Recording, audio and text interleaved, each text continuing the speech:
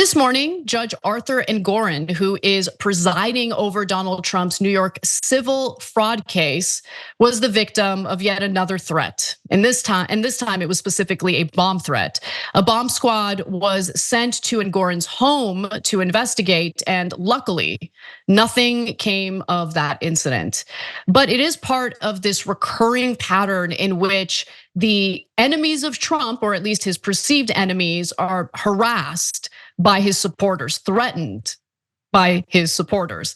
So both Engoron and his law clerk have already been sent like hundreds of violent messages, and that's according to attorneys for the New York State court system.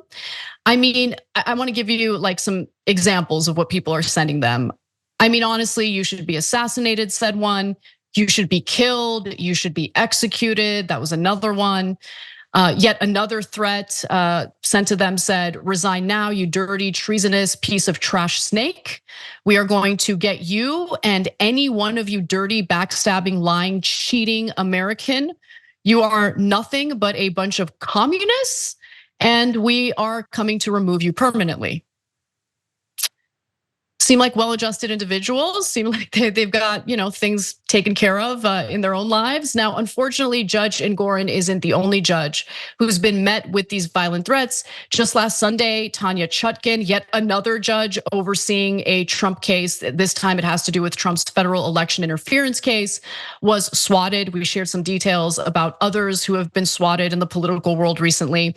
And these incidents are not uncommon. The MAGA movement was basically they've been resorting to some violent threats for some time now, so much so that Republican lawmakers are basically terrified of provoking them.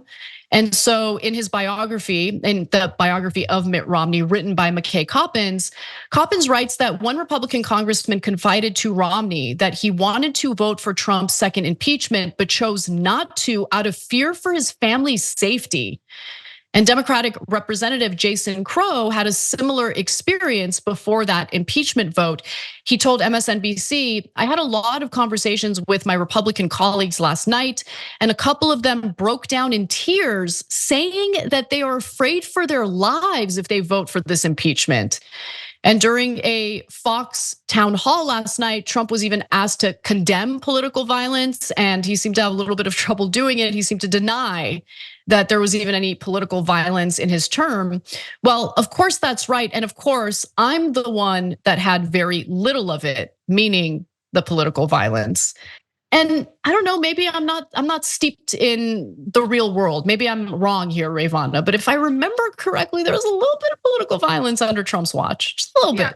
Just a tiny bit, just a tad. Just a few people died at the Capitol. Just a couple people committed suicide by cop while attacking federal buildings, FBI buildings after they raided Mar-a-Lago.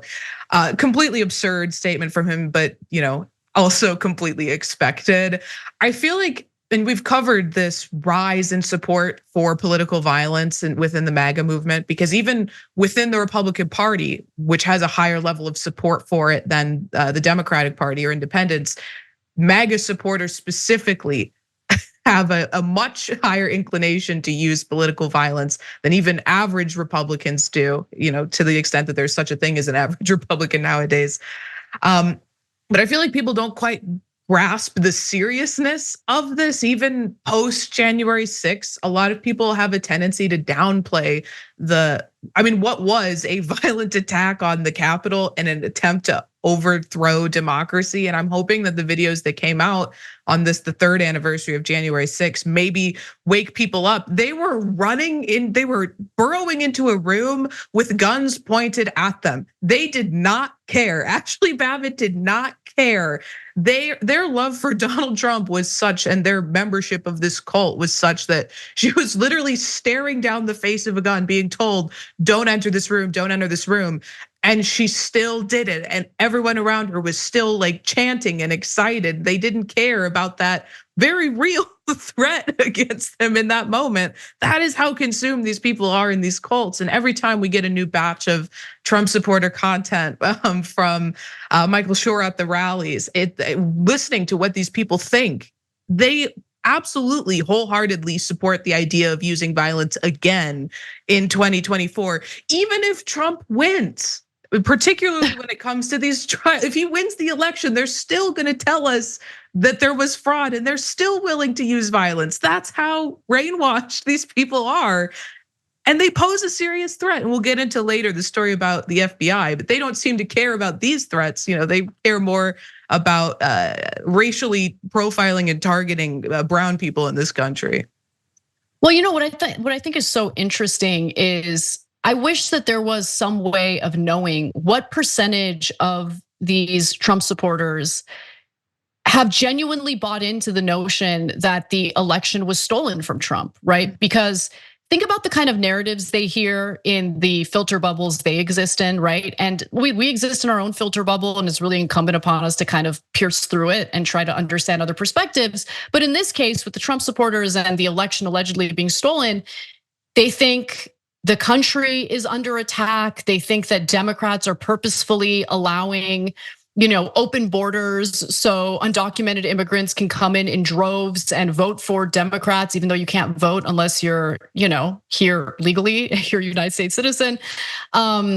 And by the way, the migrant crisis is currently actually hurting the Biden administration at the moment, including with Democratic voters in some of these blue cities that have seen an influx of migrants come in and little resources given to them by the federal government to deal with it.